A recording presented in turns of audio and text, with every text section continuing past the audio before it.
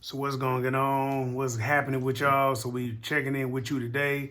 I got my guy back here, Vincent from Limitless Dispatch. I might have seen him a couple times on the stories.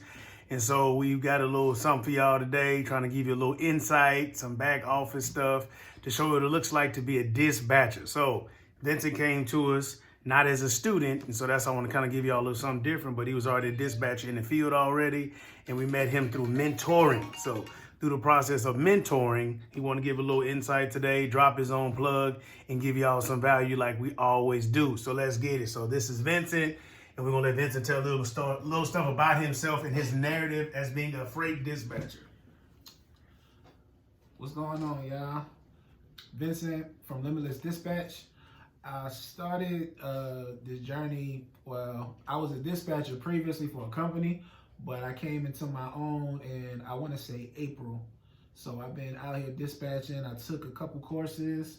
I was able to piece some parts together, due to my background and my experience.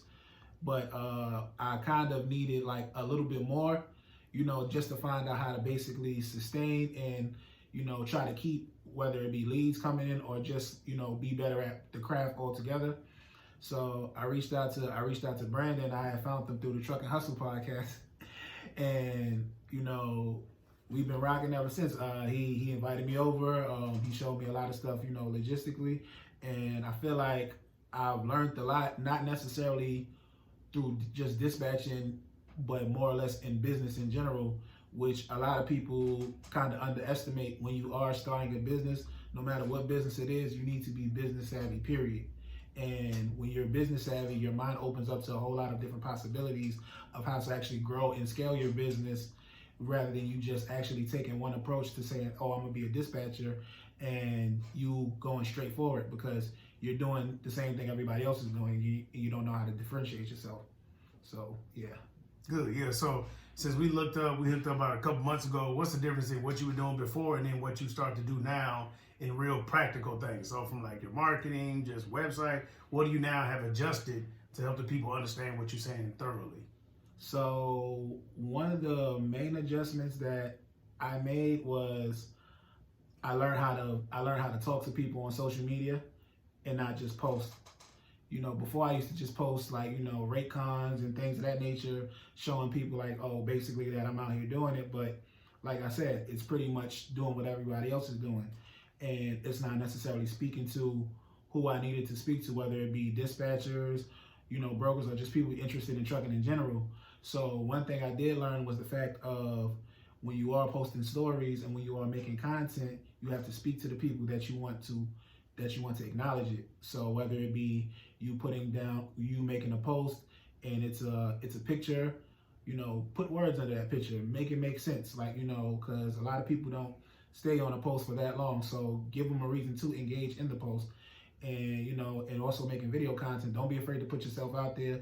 Don't be afraid to show your face. People like to see the business. People like to see who's in front of the business. So, those are things. I wasn't that guy. I just like, I'm gonna just show the logo, let them see what the logo do. But now, like, I got a couple videos, more to come, by the way, and and you rock like that. And since I've done that, my following has pretty much grown organically, and through that, and just like little marketing, I've actually, like, my followers have grown, and like, and my engagement has grown as well too. So that's definitely something that I picked up. Good. So how many more carriers have you gotten on the last couple of months?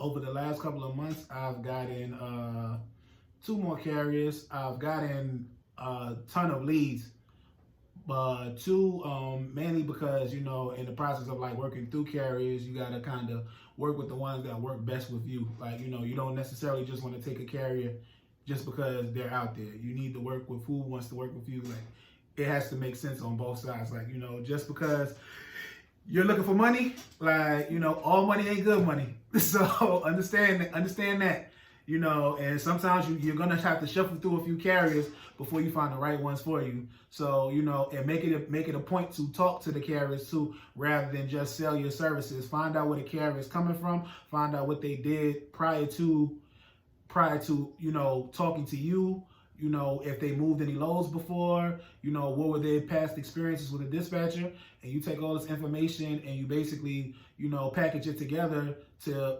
form your rebuttal and how you're going to approach them and see if you guys can meet in some type of agreement. Good. I like this. So that's one thing I want to make sure that you guys hear it from somebody else and just not me all the time, or even my students that are just getting out in the industry. A lot of them are new, but somebody actually has been out here. He's already been running his business. We met later, but this give you insight that there's progressiveness in everything that you're doing. It needs to be constant education, mentoring, following up, going to the podcast, reading. Shout out to Ramel on Trucking Hustle. All that different stuff. You got to continue to still keep evolving your business in order to be able to sustain and scale it. So last night, one thing that we did, we ended up just trying to test a lot of stuff, because I really want to understand and make sure we have a one-stop shop for all dispatching needs from the people that we meet. So we made a post the other day from like a carrier standpoint, looking for dispatchers. And I'll probably say yesterday we dropped it maybe 7:30 at night. And then this morning we had over 55 different people that came and, actually applied to be the dispatcher. Besides that, I know today I keep getting more emails. I can't even keep up with it. So possibly by the end of today, I'll be 100 people. So if there's 100 people reaching out to us just for me posting as a carrier, trying to be a dispatcher, what makes you unique? You need to be able to explain what's different about your business. What is it about your service? You have to look differently. You have to sound differently, so that way the person doesn't make a decision based on price. They make a decision based on your business and your service. So these are the things that we go over when you reach out to us for B Logistics. Our goal is to make you be different, because I'm different, he different. We in the same field, and yet we can still sit here and bond together, get together. We can partner up, make relationships, because we're not competing with each other, because there's enough out here for everybody to get. So the way I do business, he does business separately. I give him some insight. He come back, he showed me something today on the FMCSA website. So it's not that we've obtained it all, but what we do have, we're willing to give to you. So follow this man on Instagram, watch his story. If you go 3 or 4 days without posting, message him like you playing, right? So because of that, I'm trying to pull more of that out of everybody, to begin slowly tell your narrative. So follow him at Limitless Dispatch. What's your slogan? Our slogan is, we start where they stop. You hear that? He talking about y'all. So he start where you stop, okay? So grace and peace to y'all. I'm going to sign out. I'm going to tag this man. Go follow him.